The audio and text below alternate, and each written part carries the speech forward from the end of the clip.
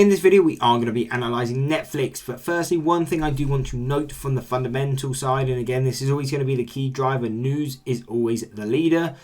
Trading technicals, yes, may pay the bills, but really, the fundamentals is where you're going to make the money. So, going on to it, firstly, Netflix have released news, $7 a month for a new ad-supported tier. Again, something that was kind of on the edge, we didn't know if it was going to happen. Now it's been announced and is confirmed.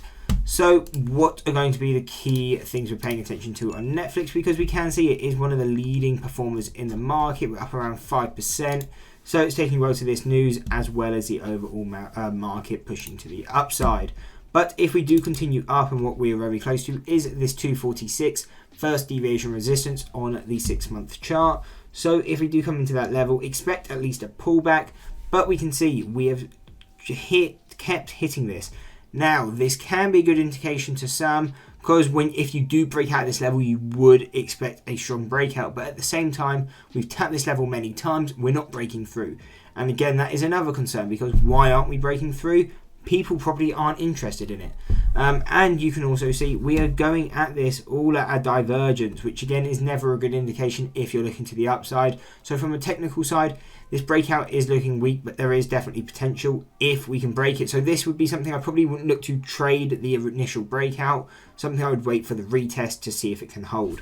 But if we do break further, we are then looking at the 264, the 328, the 410, the 450, the 493, and then final level is taking us to 620 and 795.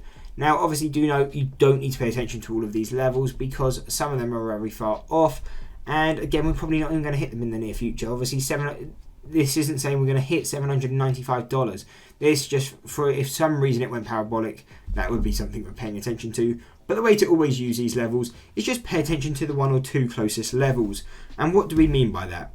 So we have a support here at 165. You can see we bounced off this level a few months back. And when you see that you saw buying pressure come in, that would indicate we're going to the next deviation. And that's what we did. We went to the 245 deviation. Now we are kind of failing off this level. So really, again, because volume is kind of weak, I mean, you can kind of just see by how kind of low it is, it's not really getting any momentum to either side. So right now, we are kind of just fading in this area. I wouldn't be too excited to play this stock until we can break out. So really what my key focus would be is 246. If we can break this, and by that I don't mean just break straight through, we want to see a break above it, come back to retest it as a support, and if it can hold, then Netflix is something I'll be looking at on a long bias view, something we may be able to trade to the upside, definitely get some good trades on it. And our first target would be 265. Then again, we say we only pay attention to the closest level. What do we mean by this? So our only attention is to the 265 if we break this to 245. So now we're at the 265. Let's say we break over it, we come back, we're testing it as a support. If that happens and that level holds, our only focus is then to our next target at 328. So that's really how you use these levels is once you break it, you want to see confirmation, and if it confirms, then you're only really paying attention to that next level because that would be your main target. Now, if we continue down again, we mentioned that 165 support, very near to that 52-week low, our statistical mean on the 6-month. If we broke that, we are then paying attention to $90. And again, this is why the 165 is so key, because if we break this, really this stock could be in a free fall. Definitely something to be cautious of.